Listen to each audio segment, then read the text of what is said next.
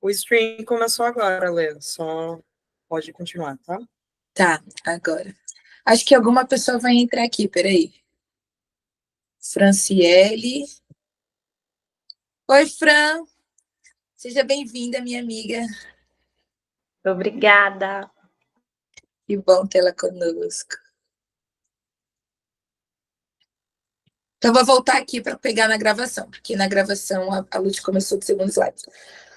Hoje vamos falar sobre a nossa Bíblia protestante, né? Mateus saiu da chamada. Mateus entrou na chamada. Gente, vai entrando e eu vou continuando a aula, tá bom? Sejam muito bem-vindos. Nós mudamos o horário para testar. E aí a gente... Se não for bacana, a gente volta para o horário das 11 semana que vem. Fechou? Então, hoje nós estamos falando da Bíblia protestante, né? Que é a nossa Bíblia, a Bíblia que a gente acredita que tem 66 livros. Tem a Bíblia da Igreja Católica, que tem 73 livros, com 7 livros a mais que a gente, mas aqueles livros são apócrifos. Nós não acreditamos nesses livros, né? Então, hoje nós vamos falar da nossa Bíblia, a Bíblia cristã, protestante. Aqui, a Bíblia se chama de livro, né? Ou coleção de livros pequenos, e originalmente ela foi escrita em 3 idiomas, que é o aramaico, o hebraico e o grego koiné. Oi, Ale, que bom você estar aqui, seja bem-vinda. Então, ela foi escrita nesses 3 idiomas originalmente, e depois foi sendo traduzido, fazendo cópias para todos os povos, né? Ela foi escrita por 40 autores, esqueci de colocar o número 40 aí, mas foi 40 autores. O autor principal que inspirou a Bíblia foi Deus. Deus inspirou esses 40 homens em diferentes tempos para escrever a Bíblia, né? A forma mecânica foram os homens que escreveram. Eles escreveram a Bíblia, mas Deus inspirou eles a escreverem. E foram 40 autores. Hoje nós temos a cópia, eu coloquei aí pra gente, né? Hoje nós temos a cópia em nossas mãos, mas não existe mais o original. Porque antigamente os escritos eram feitos em papiro, né? Como é que fazia? Eles escreviam as leis de Isaías, Moisés e tudo mais, os livros antigos, né, do Velho Testamento, e eles enrolavam o papiro e colocavam dentro de vasos para sua preservação. Então não existia livro. Até se você vê aqueles filmes antigos, tem vários filmes assim. Eu assisti uma série que se chama Vikings, que também conta muito a história do clero, The Last of Kingdom. Eu até, inclusive, eu incentivo a assistir, porque é muito bacana a historicidade, né? Você entende como acontecia o catolicismo, o cristianismo, bem lá no princípio mesmo, na Inglaterra, em Roma, e foi passando para vários lugares. O cristianismo foi crescendo, né? Então, antes, não existia um livro com todos os livros dentro, né? Até porque os livros estavam sendo escritos. A lei de Moisés... Deixa eu diminuir aqui o ar, porque eu estou com muito frio. Então, os livros, eles não eram escritos assim no mesmo lugar. Olha, a Eliane já falou que já assistiu. Eles eram feitos em papiros, e eles eram... preservados dessa forma. Mas você veja bem, por que é difícil ter o original das coisas agora? Olha o tanto de guerra. Olha aí, imagina Paulo nas viagens missionárias indo evangelizar com os rolos. Mano, eu nem imagino, cara, como deve ter sido difícil. E eu também fico imaginando também quantas coisas nós perdemos, né? Porque os escritos, eles são registrados e ficam para sempre, né? Quando a gente escreve, a gente registra o acontecido. E eu fico imaginando sobre todas as guerras que tiveram, né? Incêndios em Roma, quanta coisa a gente não perdeu. De historicidade mesmo. Esses escritos, como eles eram preservados em vasos, quantas coisas não foram perdidas, incendiadas, enfim. Mas uma coisa que eu quero que a gente aprenda muito aqui hoje, né, começando a Bíblia, é que tem 2 tipos de leitura da Bíblia, que é a aplicação pessoal e a interpretação técnica, e a gente precisa ter muito cuidado com isso. Olha só, eu vou dar um exemplo aqui para vocês. e de como a Bíblia a gente precisa ler com cuidado, com muito temor mesmo. Vamos abrir a nossa Bíblia aí em João 10. Esse é um texto muito conhecido e muito pregado. E quando eu li sobre isso e aprendi sobre isso, né? Eu faço teologia, tivemos aulas de bibliologia, né? E estudando mesmo em casa, vocês sabem que eu sou muito curiosa, então eu estudo bastante, leio bastante artigos também. E olha só o que é pregado em relação a esse versículo e o que é passado erroneamente para a gente. Aqui, em João 10, fala sobre o pastor e o seu rebanho. Jesus estava falando. E aí, no versículo 10, está escrito assim: o ladrão vem apenas para roubar, matar e destruir. Eu vim para que tenham vida e a tenham plenamente. Em outras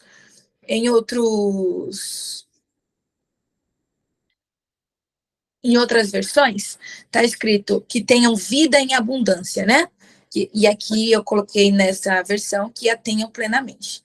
Veja, eu escrevi aí: Jesus aqui nunca fez conotação ao diabo. Ele estava tendo uma conversa com os fariseus e era deles mesmo que Jesus estava se referindo. Por quê? No capítulo 9, anterior ao 10, Jesus havia curado um cego de nascença. E então, ele foi curado, né, o cego. E aí que no versículo 35 diz assim: Jesus ouviu que o haviam expulsado e ao encontrá-lo disse: você crê no Filho do Homem? O que aconteceu? Esse homem foi curado por Jesus e ele saiu falando por aí, né? E os fariseus encontraram ele e falou assim: olha, você foi curado, mas você é cego de nascença, né? E eles falaram: não, um homem me curou. E os fariseus acreditavam que ele era cego por causa dos pecados do pai dele. Só que, na verdade, isso não tem nada a ver, né?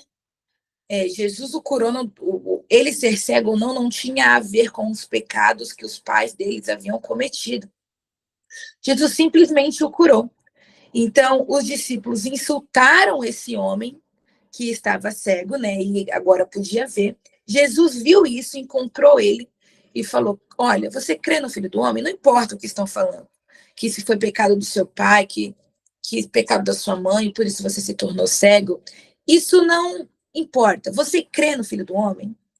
E aí o homem perguntou: quem é ele, Senhor, para que eu nele creia? E disse Jesus: você já o tenho visto, é aquele que está falando com você. Então o homem disse: Senhor, eu creio, e o adorou. Disse Jesus: eu vim a este mundo para julgamento, a fim de que os cegos vejam e os que veem se tornem cegos. No versículo 40 diz assim: alguns fariseus que estavam com ele ouviram-no dizer isso e perguntaram: acaso nós também somos cegos, então, né? E disse Jesus: se vocês fossem cegos, não seriam culpados de pecado. Mas agora que dizem que podem ver, a culpa de vocês permanece. O que acontece aqui nesse capítulo, gente? Tudo isso porque um homem foi curado da sua cegueira de nascença. E Jesus aproveita essa oportunidade para falar sobre a cegueira espiritual. E os fariseus estavam nessa conversa. Então ele continua falando com os fariseus e os judeus começam a se aproximar para ouvir Jesus falar. E Jesus começa afirmando, vamos ler do versículo 6. Olha só, capítulo 10, versículo 6. Jesus usou essa comparação, mas eles não compreenderam o que estavam falando. Então, Jesus afirmou novamente, para onde? Para todo mundo. Os fariseus, os judeus que estavam se aproximando. Eles não estavam num sermão. Ele estava simplesmente tentando apagar ali o incêndio ou fazê-los entender o que estava acontecendo, porque aconteceu um milagre. Né, um milagre que foi um cego de nascença ser curado. E os fariseus não acreditavam nisso, os judeus estavam assustados com isso, e Jesus começou a falar o que era, o que estava acontecendo, né? Então ele falou assim, afirmou para todos eles: olha, eu digo a verdade para vocês, eu sou a porta das ovelhas. Todos os que vieram antes de mim eram ladrões e assaltantes, mas as ovelhas não os ouviram. Eu sou a porta. quem entra por mim será salvo. Entrará e sairá e encontrará pastagem. O ladrão vem apenas para roubar, matar e destruir. Eu vim para que tenham vida e a tenham plenamente. Eu sou o bom pastor. O bom pastor dá a sua vida pelas ovelhas. O que ele está falando aqui, ó? Eu escrevi aí. Os fariseus faziam as leituras no templo, mas não os ofereciam aos povos para que lessem em suas casas. Não havia cópias. Para se ter o ensinamento, o conhecimento sobre Deus, era preciso ouvir de um fariseu. Então, você só tinha acesso à leitura quando a leitura era feita por um fariseu num templo. Nós temos esse acesso em casa, nós temos a graça, né? A bênção de ter nossas Bíblias em casa e ter total acesso ao conhecimento. Nesse tempo, os fariseus escondiam as informações e pregavam as escrituras como se fossem uma lista de regras, como se fossem doutrinas. Então, quando Jesus fala aqui, ó, eles são assaltantes, são ladrões, porque eles roubam as palavras de vocês. Eles roubam o conhecimento como se fosse só eles que pudessem ter acesso a isso. Então, ele fala isso, porque quem não lê a Bíblia, quem não tem acesso à voz do Senhor, porque a Bíblia é a voz de Deus. Quem não tem acesso à voz de Deus é morto. É destruído. Por isso que está escrito assim, ó, o ladrão vem apenas para roubar, roubou a palavra, escondeu. Ensinou apenas como uma doutrina, como se fosse uma lista de regras, para matar, roubar e destruir. E eu vim para que tenham vida e a tenham plenamente. Então, nós colocamos toda a culpa e ensinamos como se fosse o diabo vem para matar, roubar e destruir. Mas não está falando de diabo, você está falando um ladrão no original. E Jesus, ele fala sobre os fariseus aqui. Quem não tem acesso à palavra do Senhor vive como um zumbi nessa terra. Você acredita nisso? Eu acredito muito nisso. Porque quem não tem conhecimento não tem vida. A vida é Deus. Logo, quem não conhece a Deus não tem a vida. Não está escrito lâmpada para os meus pés é a tua palavra e luz para o meu caminho. Logo, se a luz do seu caminho é a palavra, luz para os meus pés é a tua palavra e luz para o meu caminho. Quem não conhece a palavra não anda na luz. Entendem? Então, Jesus estava falando aqui que os fariseus, olha aqui, a Débora colocou aqui alguma coisa. Quem não tem a voz de Deus está morto. Está morto. Vive uma vida que não é para viver. Porque a única... sim, você quem disse isso, eu sei. Eu disse, tudo bem, Anitta, boa tarde, pode entrar. Fica à vontade. Então, aqui ele está falando dos fariseus. Olha o que eu coloquei aqui. A vida em abundância, aqui que ele se refere, eu vim para que tenham vida em abundância, ele se refere ao conhecimento, gente. Por isso que eu falo tanto, leem a Bíblia. O conhecimento que você tem, nada pode roubar de você. O que é material, as pessoas roubam. Elas podem levar embora, mas o que está dentro não se leva. Pode ser deturpado, mas para isso você tem acesso para que Jesus te oriente da melhor forma. Oi, Jeff, boa tarde, seja bem-vindo. Então, a vida em abundância ao qual aqui Jesus se refere é ao conhecimento. Olha o que eu escrevi aí para vocês. Os guardiões da lei eram os fariseus, né? Eles eram os guardiões da lei e não a pregavam. E se falavam, falavam em forma de doutrina, escondendo a verdade, como se fosse apenas, como se o evangelho fosse apenas uma lista de regras. Eu sempre falo isso para os meus amigos. Antes de uma lista de regras, até para aqueles que são novos convertidos, né? Antes de você achar que para entrar no evangelho você precisa cortar isso, aquilo, conheça o Espírito. Se você conhecer o Espírito Santo, a lista de regras não vai ser uma lista de regras. Não vai ser uma coisa que você vai ser muito sacrificante para renunciar. Se você realmente gastar tempo conhecendo o Espírito, você vai se apaixonar tanto por ele. E vai ser inundado com tanto amor que as renúncias serão mais fáceis. Que o corte dessa lista de regras não vai ser apenas, caramba, eu não tenho mais que fazer isso. Não, você dá de graça. Você fala voluntariamente, Senhor, isso não cabe mais a mim. Isso não tem mais a ver com o que eu creio. Não tem mais a ver com o tipo de pessoa que eu quero ser em ti. Então, antes de uma lista de regras, conheça o Espírito. Conheça a Bíblia. Se você ler a Bíblia, você vai entender o que eu estou te dizendo. Caso alguém queira comentar, fazer algum comentário, falar alguma coisa, levanta a mãozinha que eu abro.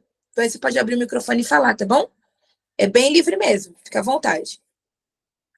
Então, Jesus aqui, desde o princípio, se você ler a história de Jesus, ele usa a Bíblia o tempo todo. A Bíblia, eu digo os escritos, né? Na época não havia a Bíblia. Mas os escritos que havia de Isaías, ele fala em Mateus.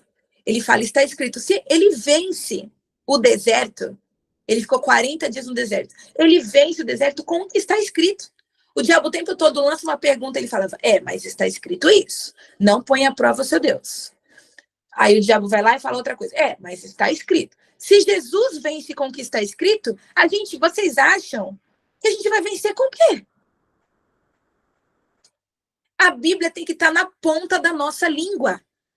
Os escritos são a nossa salvação.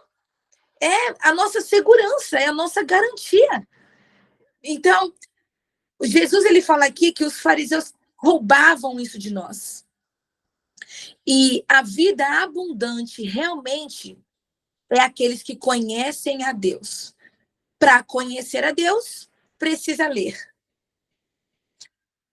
Então, o que eu falei aqui para vocês.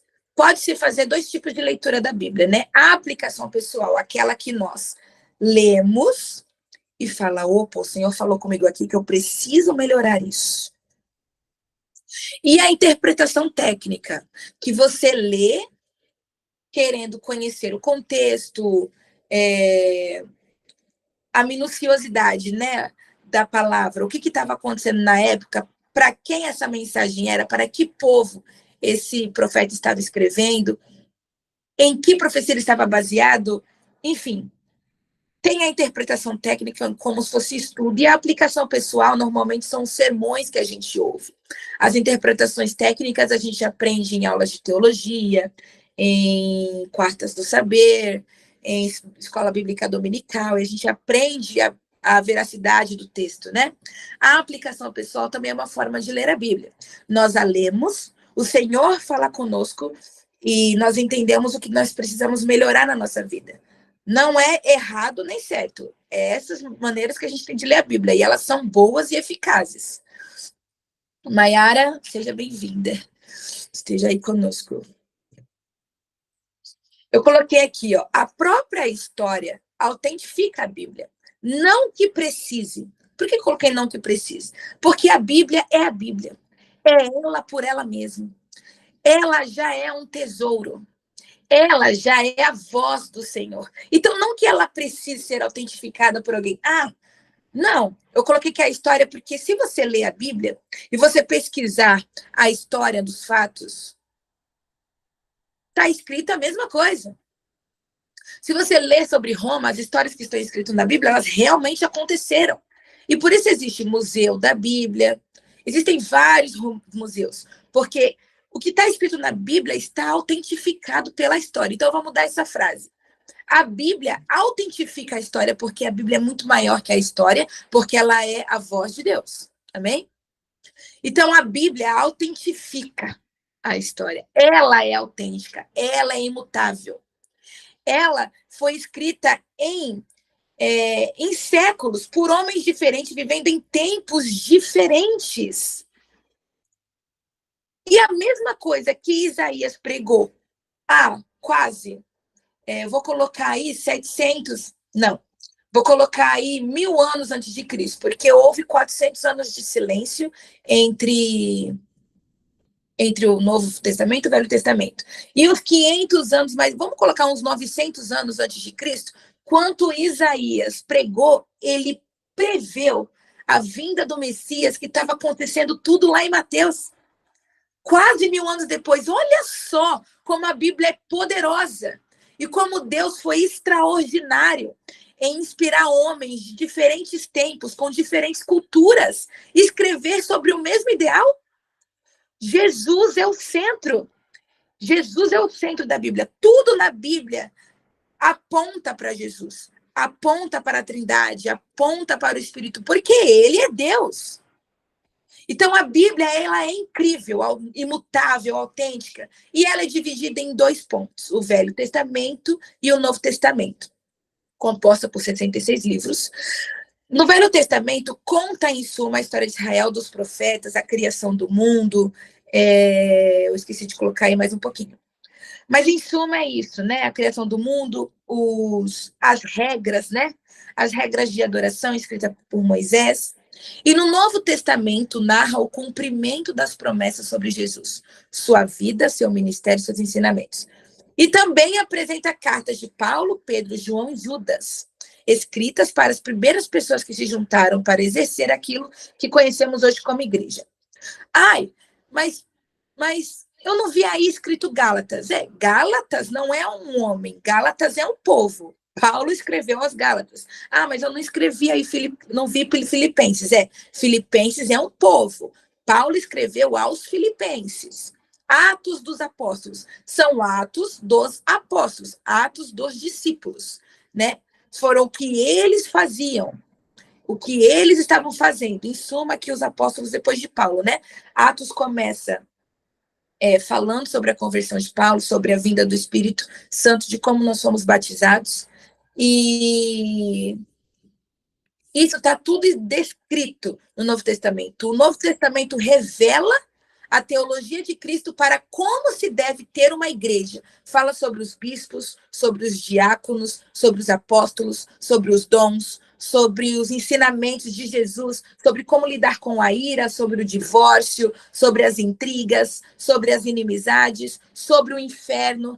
Então, tudo que o crente tem que saber, o Novo Testamento é esclarecedor. E, por fim, a Apocalipse, né, que é a revelação do futuro. Então, e do céu, né? Então, nós temos aí essa divisão na Bíblia.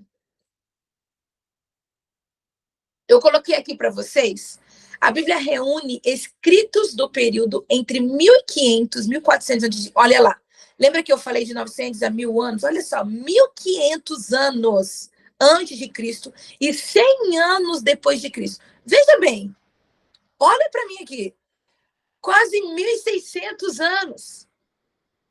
1.600 anos. Um homem que escreveu 1.600 anos antes de Cristo e a pessoa que escreveu 1.600 anos 100 anos depois de Cristo, já passaram 1.700 anos, escreveram sobre o mesmo caminho. Gente, a Bíblia é poderosa. A Bíblia é temporal. Até que... Lê, troca o microfone para o teu celular. Tá no meu celular. É que a minha voz tá rouca. Eu acho que o problema não é o microfone, Lute. É a minha voz. É que eu preguei ontem. E aí eu fiquei... Preguei ontem, professora também, todo dia dando aula. Aqui tá normal. Eu sei que vocês estão aqui, mas é que meu celular tá aqui, aí eu consigo ver vocês. Não dá. Então, eu vou fazer uns exercícios vocais que a Débora vai me passar depois. Ela sempre fala para eu fazer, eu não faço. Então, se tiver muito ruim, eu nem sei o que fazer para melhorar. Gente, professor, é assim, final de semana. Vamos ver agora. Gente, então, a Bíblia, ela não precisa ser autentificada por alguém. Ela não precisa que alguém fale assim, nossa, a Bíblia é... A Bíblia ela é a voz de Deus. Ela é poderosa. A mesma forma que 1.600 anos atrás alguém começou a escrever as escrituras, passou todo esse tempo. 100 anos depois, começaram a escrever também sobre os ensinamentos de Jesus e tudo mais. Até hoje ela fala conosco. E estamos no ano de 2024. 2024 anos depois de Cristo, nós estamos aqui falando sobre ela. Então, ela é a voz de Deus. Quer mais prova do que isso? Mais prova do que isso que desde os princípios, desde o princípio.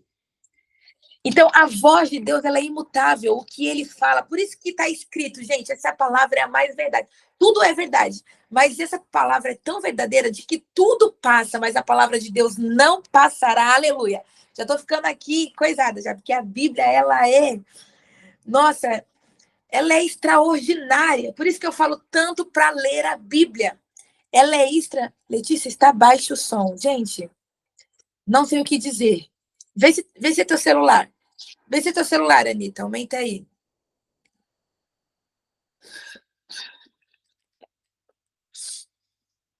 Aqui tá de boa, aqui tá perfeito. Isso, vai mandar feedback aí pra gente saber. Então, veja bem, gente. 2024 anos depois, a gente tá falando da Bíblia. Tudo mesmo, tudo. Aumentei o volume, que bom. Então, tudo mesmo, tudo passa. A gente pode ficar aqui, nós podemos ir para. A nossa vida pode acabar, mas a palavra continuará. Ela não passará. 2024 anos depois e antes, desde sempre. Então, aqui, ela foi organizada em grupos literários, né? Apesar da imensa e milenar linha cronológica. Meu Deus do céu, aleluia. Ela, gente, entenda o poder da Bíblia. Ela foi dividida em grupos literários, eu coloquei aí. Tem o Pentateuco, que é os 5 primeiros livros da Bíblia. A Anitta saiu e entrou, melhorou. O Pentateuco, ele é Gênesis, Êxodo, Levítico, Números, Deuteronômio. Eu até incentivo vocês ouvirem a música. Eu sei que é música de criança do Diante do Trono, mas ouve, é bem legal. É Gênesis, Êxodo, Levítico, Números, né? Os crentes aí conhecem. Então, ouça essa música, é bem bacana mesmo. Fica na memória, você nunca mais esquece. Então, são divididos em Pentateucos, livros históricos, livros poéticos, profetas maiores e menores, evangelhos históricos, né, depois de Jesus, e a revelação, que é Apocalipse. Então, a Bíblia é dividida dessa forma. Foi dividida em grupos literários para nosso maior entendimento, né? Porque a cronologia, gente, a cronologia, um exemplo. Gênesis começa a criação do mundo. Teria que parar no meio de Gênesis, teria que começar o livro de Jó. Aí, Jó termina, aí depois continua Gênesis. E aí, depois de Gênesis, vem Êxodo. Mas no fim de Êxodo, tinha que parar. Eu estou falando um pouco da cronologia que eu estudei, tá? Depois de Êxodo, tinha que parar o Êxodo ali na metade, começar um pouco de Levítico, Deuteronômio. E aí, depois, Números. E aí, acaba esse. Aí, termina falando um pouquinho sobre Êxodo. E aí, depois, vem Juízes, Josué, Juízes, mas no meio de Juízes aconteceu o livro de Ruth. Então, a pessoa que, inspirada por Jesus, né, inspirada por Deus, colocou a Bíblia, fez a Bíblia para que nós entendêssemos ela melhor, de maneira organizacional, né?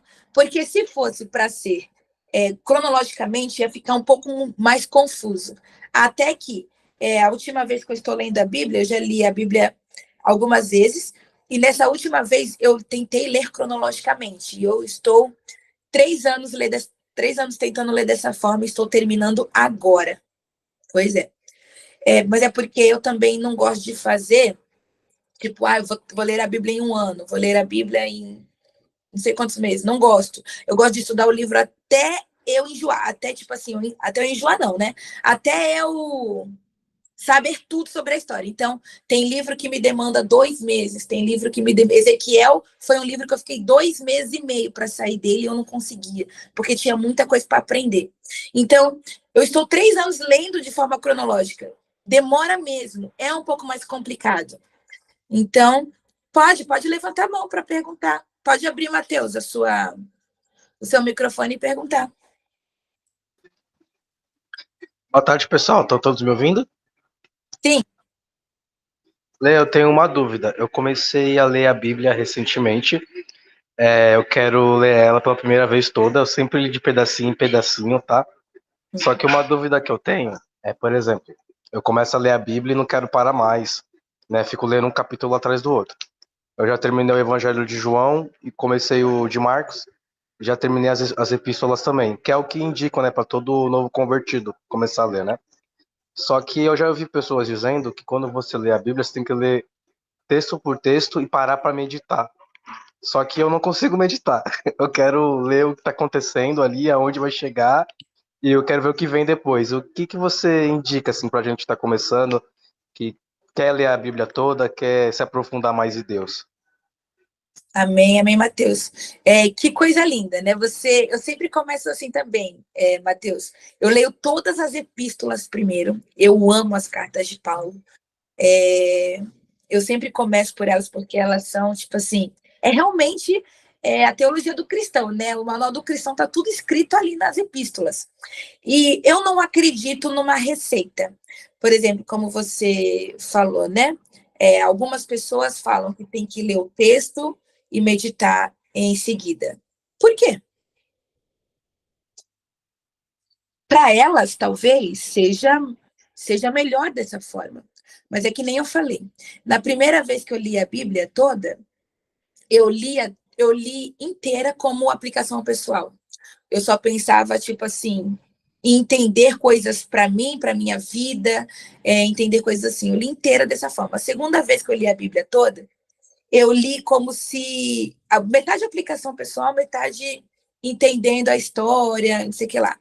Agora que eu estou lendo cronologicamente. Então, para você entender o que eu estou falando, é, não existe uma receita, não existe uma coisa que você tem que fazer, porque o texto ele é tão extraordinário que nem você falou. Eu quero ler e eu quero ficar lendo. Essa é a forma como eu me sinto agora. Agora eu quero ficar lendo. Mas 3 anos atrás eu não lia dessa forma. 3 anos ali atrás eu lia do jeito que a moça falou para você, que eu parava, aí meditava, aí aplicava na minha vida pessoal, não sei o quê. Então existem a forma que você encontra melhor de ler a Bíblia. Mas eu, Letícia, oriento vocês sempre começarem. Num novo convertido, eu gosto de falar para ler Provérbios, né? Provérbios é porque é muito de fácil entendimento. Você lê e você entende. Você não precisa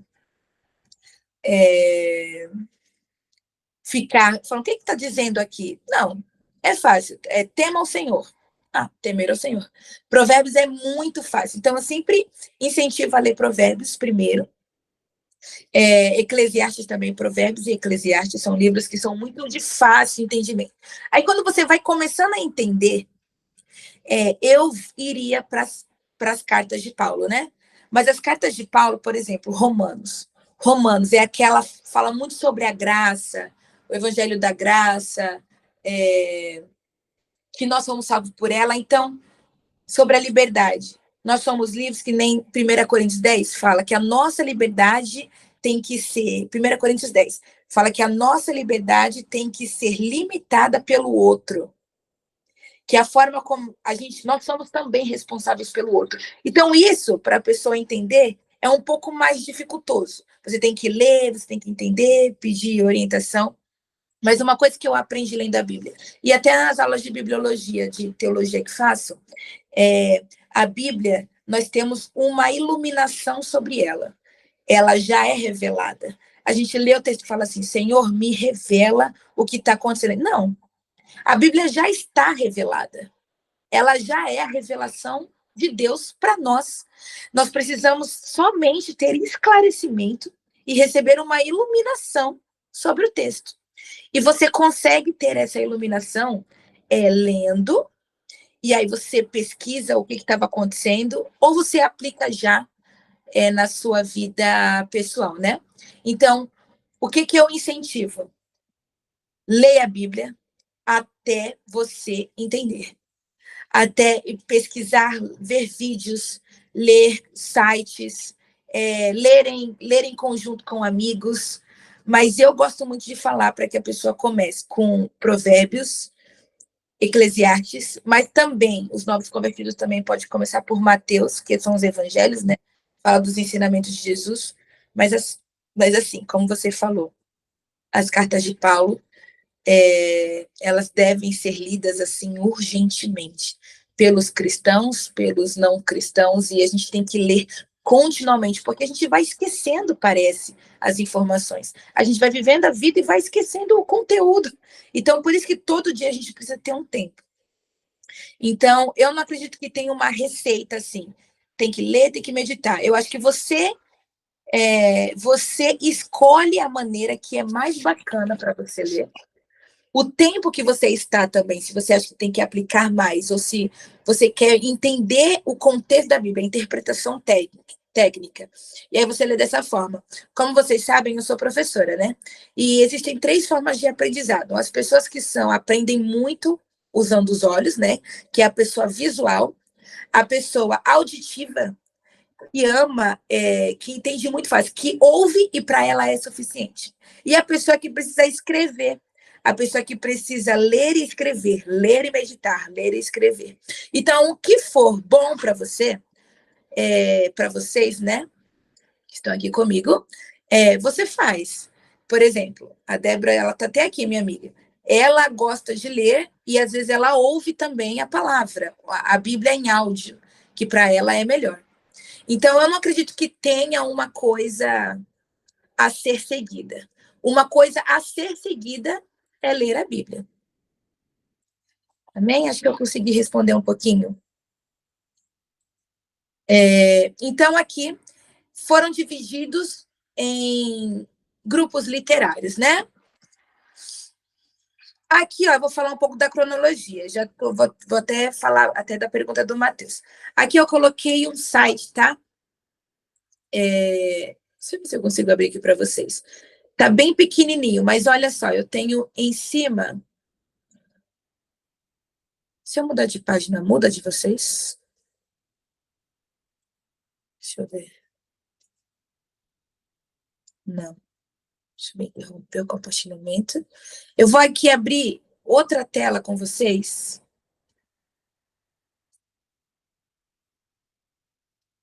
Para vocês entenderem o que eu estou falando sobre a cronologia.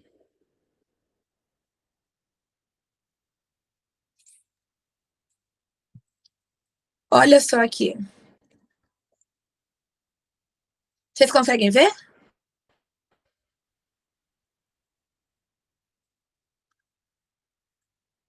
Conseguem ver aí, gente? Me responde só para eu saber.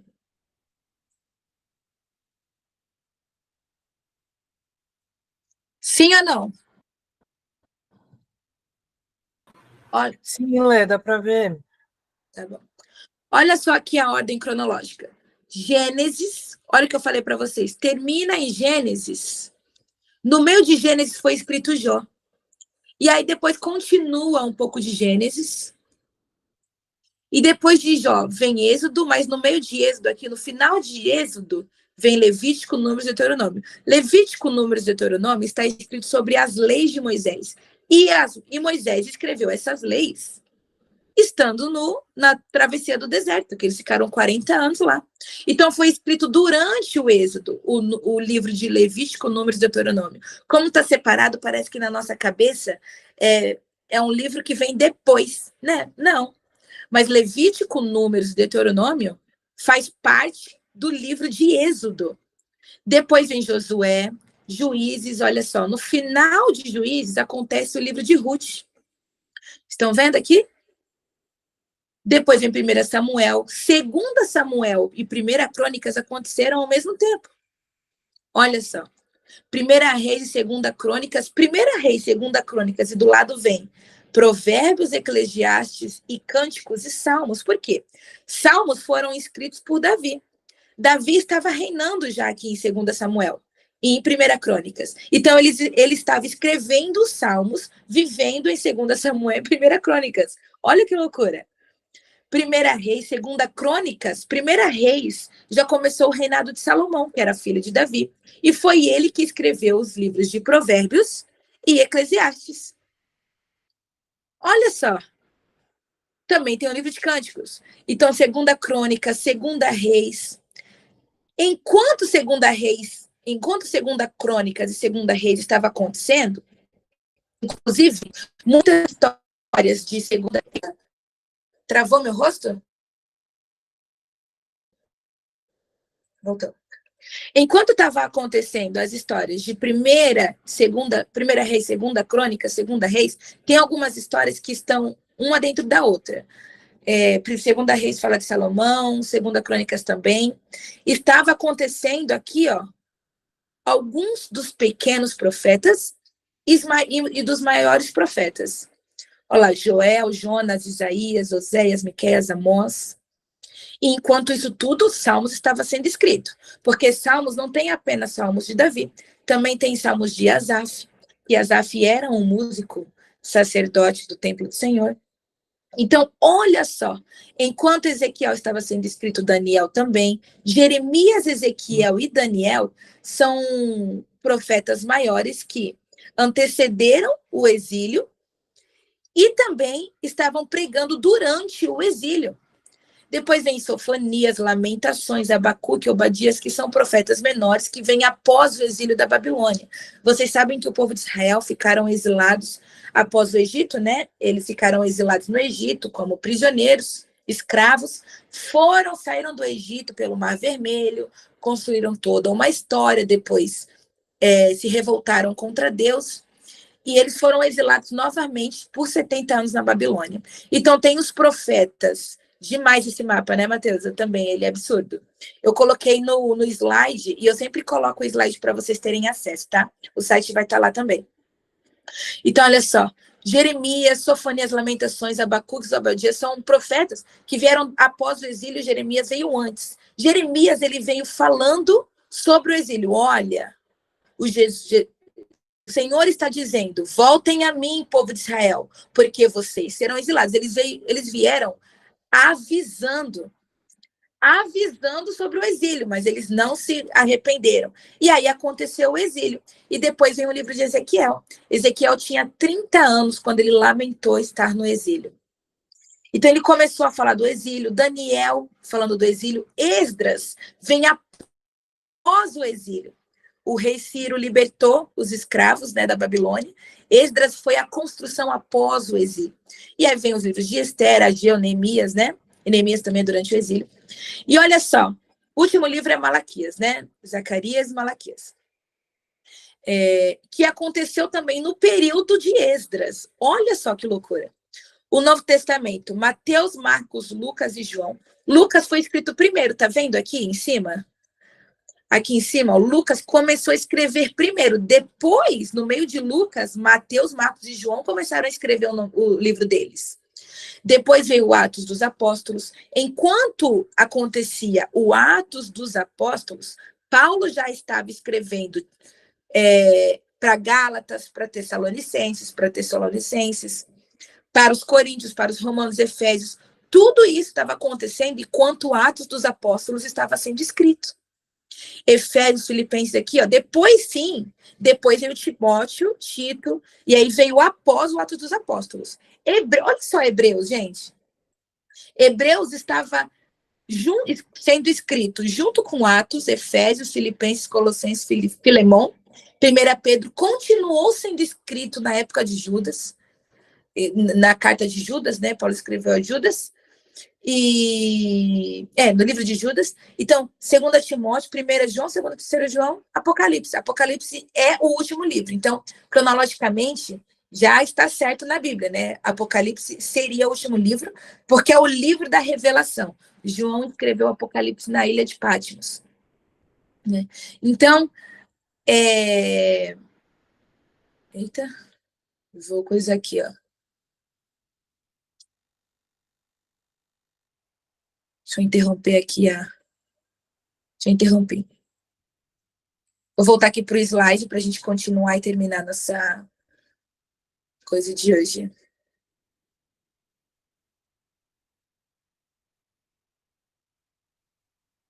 Então, se você perceber a cronologia da Bíblia, ela é um pouco mais...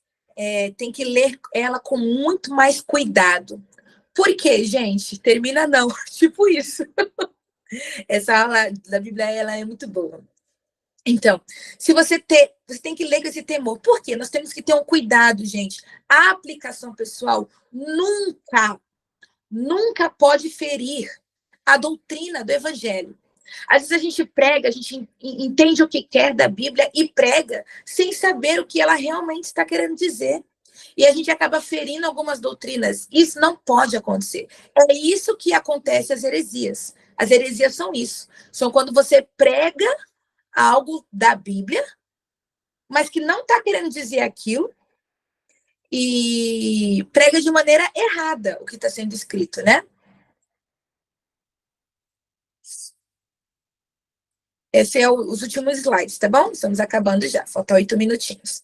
Então, Jesus é o tema central da Bíblia. E elas são divididas também, né, daquela forma que eu falei, mas um segundo tópico de uma subdivisão são os profetas maiores, que ela. Os profetas maiores antecederam o exílio e também pregaram sobre o exílio, né? Isso está lá escrito no slide anterior. Os profetas menores, eles pregaram pós-cativeiro da Babilônia. Ah, por que são profetas menores? Por que são profetas maiores? Tem a ver com, não. Tem a ver com a quantidade do livro mesmo. O livro é menor. E o livro é maior. O profeta maior, Jeremias, tem muitos capítulos. Ezequiel tem 50 capítulos. Jonas tem 4 capítulos. Então, tem a ver com o livro mesmo. São livros menores. Não tem a ver que o profeta é menor ou um profeta é maior do que o outro. Não tem a ver com isso. Até porque... E também não tem a ver com localidade. Porque Jonas pregou a cidade de Nínive. E Nínive tinha... Está escrito em Jonas, capítulo 2, capítulo 3, que Nínive precisava ser percorrida por 3 dias, de tão grande que ela era. Então, não tem a ver com a localidade, tem a ver com o tamanho do livro, né? E nem com o profeta, né? Um profeta não é menor ou maior que o outro. Só tem a ver com a quantidade de folhas mesmo no livro, de capítulos. Também é dividido sobre as epístolas, que são as cartas de Paulo, né? De Paulo, de Pedro, que revelam a teologia de Cristo.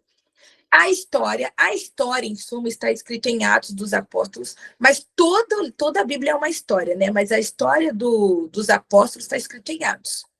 E a biografia de Jesus, que são os evangelhos, né? Ele é revelado em cada evangelho por um prisma diferente. Então, Mateus revela ele como uma pessoa, Lucas revela como outra, revela como filho, revela como homem, revela como Deus. Então, a Bíblia, ela é uma conjunção que fala sobre o mesmo ponto, que é Jesus.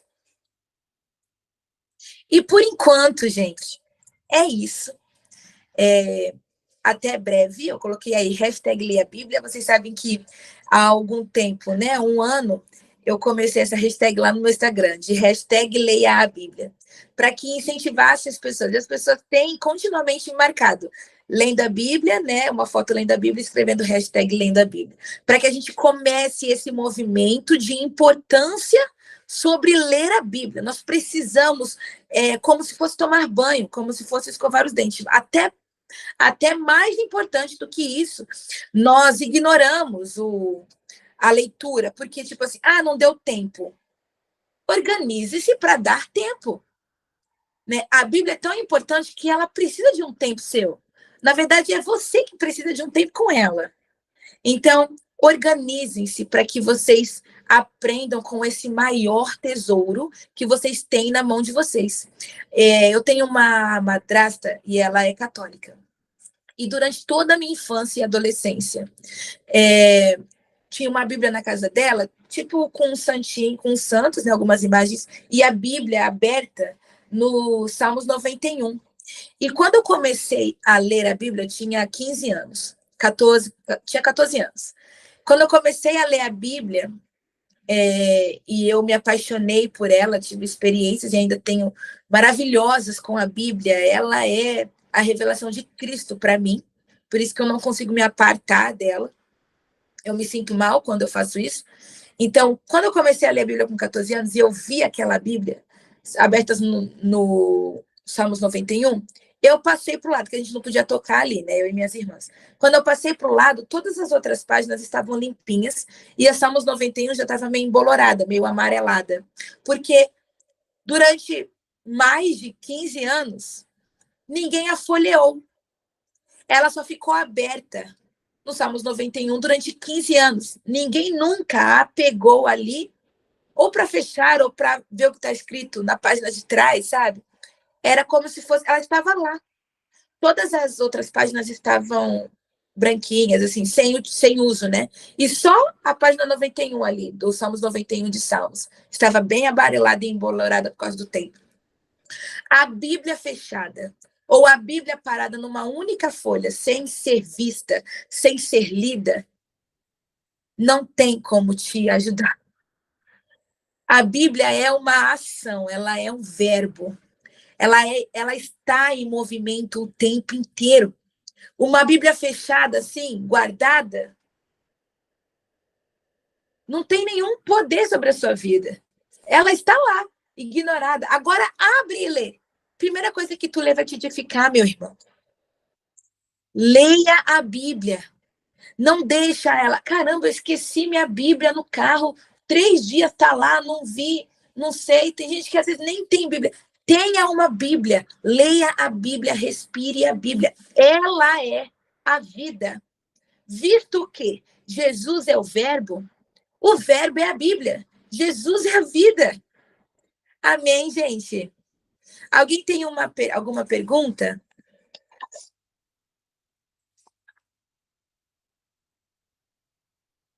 Alguém tem alguma pergunta? Não? Gostaram da aula? Tiveram curiosidade? Por enquanto, eu tive que acabar, porque nós temos uma aula, 1 hora só, né?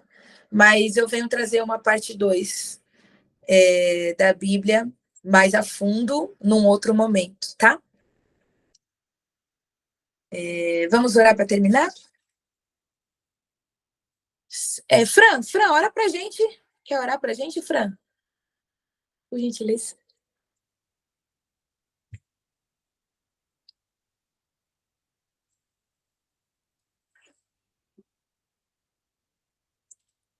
Franciele, tá aí?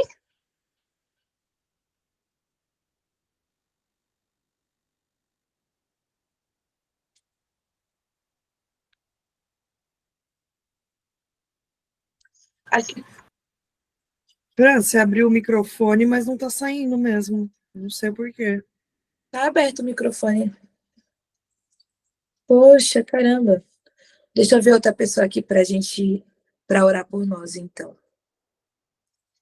Gabi, quer orar por nós? Tu mesmo, Gabriele Passos. Amiga, ora aí. Gente, ora! Ora aí, vai, Débora. Ora tu. Eu tô correndo para me arrumar para a igreja, mas tá bom, vamos orar. Senhor, muito obrigado por essa aula de hoje, muito conhecimento. O Senhor sempre tem algo novo para nos ensinar, para nos mostrar. E nos alegramos muito em saber, em ter interesse, né, de buscar a tua palavra, porque o Senhor tem total interesse em ter esse relacionamento conosco, de se apresentar para nós intimamente cada dia. Mas é muito bom da nossa vontade, do nosso querer, te buscar, saber mais sobre ti, sobre todos aqueles que o Senhor confiou pela terra. E obrigada, Pai, por essa palavra, pelo tempo da Letícia, por cada um que está aqui, Senhor. Ao Senhor sempre toda a honra e glória. Pai, obrigada por tudo. Amém, gente. Bom domingo, obrigada por Amém. estar com a gente. Tchau, Deus abençoe. Até semana que vem. Beijo.